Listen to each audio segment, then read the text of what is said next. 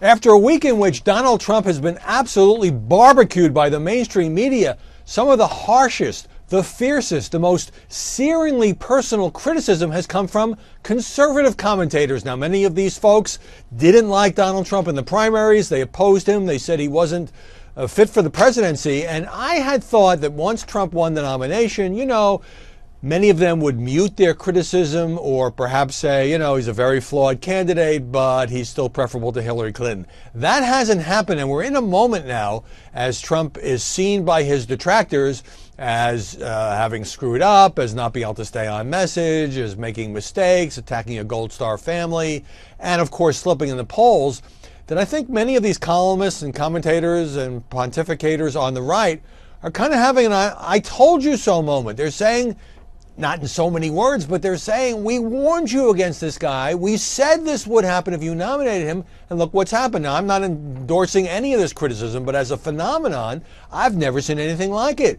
It would be as if Hillary Clinton was getting hammered every day by the New York Times and Washington Post editorial page, by Paul Krugman, Gene Robinson, the Huffington Post, The Nation, Salon. If the people who ordinarily would be her allies were instead among her harshest critics. I mean, just listen to some of this. David Brooks in the New York Times.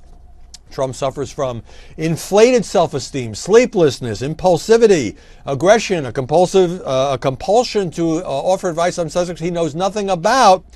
His speech patterns, says Brooks, are like something out of a psychiatric textbook. Charles Krauthammer, you've seen him on the air on Fox and in his syndicated column, just ripping Trump. Trump is beyond narcissism, says Charles. I used to think he was an 11-year-old, an undeveloped schoolyard billing, but he was off by 10 years. He has an infantile hunger for approval and praise. George Will says Trump is practicing a kind of post-factual politics, and this is being normalized, and it's being injected or poisoning the bloodstream of Republicans who are backing him. Now, I could go on, and it's not just that they oppose Trump on ideological grounds. That's where I think this started. Many of these conservatives don't believe he's a real conservative. But it is just so visceral and so personal that whether they say so or not. And this includes the National Review and Weekly Standard and Bill Kristol and others. And there are exceptions. I mean, he's got Laura Ingraham and mostly supportive comments from Laura Ingraham, who spoke at the Republican convention, and Hugh Hewitt and some others.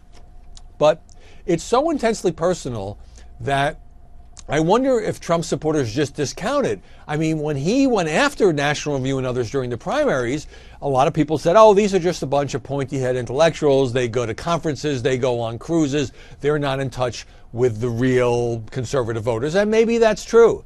But it has left a situation where Trump has very few defenders in the media. The people who would ordinarily be defending him, the people who ordinarily default to supporting the GOP nominee, now just can't say things that are harsh enough from their point of view against Trump.